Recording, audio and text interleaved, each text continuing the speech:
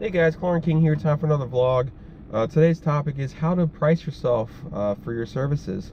I know this is mainly, for weekly service, because repairs or anything other than that, inspections, green pool cleanouts, there's real no set prices for those. But what you can do to be competitive in weekly service, the first thing, do not charge $50, $60 a month as a way to break in the market, because all you're going to do is burn yourself out. You're going to ultimately upset your clients because you're not able to provide the service because you need to do so many pools. I already have another video on that very topic, so that's the first thing I wouldn't do. One thing I would do is call other companies and just see what they're charging. You don't have to say, hey, this is another company, I'm trying to see what you charge so I can be competitive. You just ask, hey, what's a ballpark? Because I get those calls all the time, and one mistake a lot of companies do is actually bid over the phone without seeing anything about the pool. So you can actually get quite a bit of information just calling around and seeing what they bid. And then from there, I'd probably call 10 companies, and depending on what type of service you want to provide. So I want to provide the best quality service and basically do everything for the client, so naturally I'm going to be higher priced. And you have to take into consideration your cost of operating your business too, your cost of chemicals, did you get your contractor's license, all those costs need to be worked in the price because you're providing the value for the client. So me, I'm going to be in the higher end, if not the highest in my area. So I'll take those 10 prices, add them up, divide it by 10, get my average price, and then I'd probably add, $10 or $20 more to it, and that's what I would do. So once you devise the price, you need to put it into effect, right? So you need to start going out in estimates and bidding on these pools. And so a couple of tips to figure out if you're priced right, at least, and this is my opinion, I don't need to go out and get every single account. I'm over 100 pools now. I don't need any more pools for the rest of my life, and I'll be fine.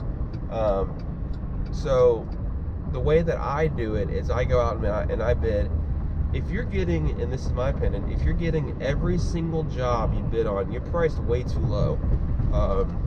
Is that good that you're getting every job? Sure, because you're increasing your accounts and hopefully your revenue and all that if you're priced right.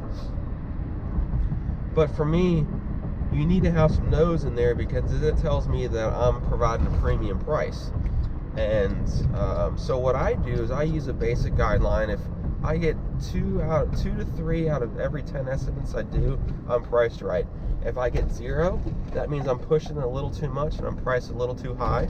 If I'm getting every single account, or 6, 7 of them, I need to bump my price up a little bit, because the thing is, I don't know if people just don't understand this, but the higher your rates are and the accounts you get with those, the less pools you have to do to make money. So I much rather have 50 pools at $150 a month versus 180 pools at $60 or $70 a month, because that means I'm going to work a lot less hard to get that revenue that I'm looking for, versus run around my head cut off, possibly upsetting some clients, working for a cheaper rate.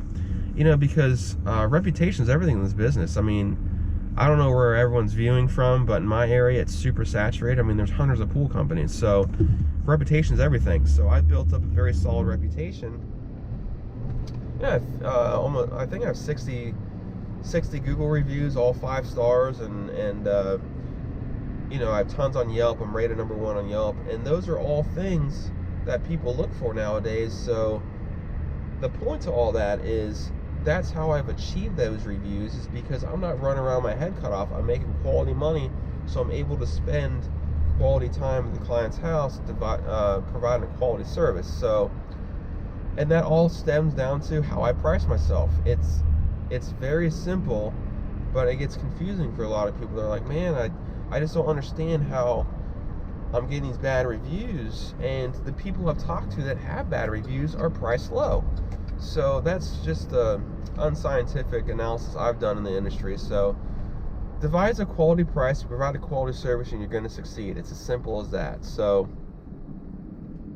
it's just ultimately in your hands what you want to do with the business and what level of service you want to provide. Like I said, for instance, my area, the average rate's $85 a month for full service, and I'm significantly higher. In fact, my lowest, I don't do a pool less than $120 or $130 a month now.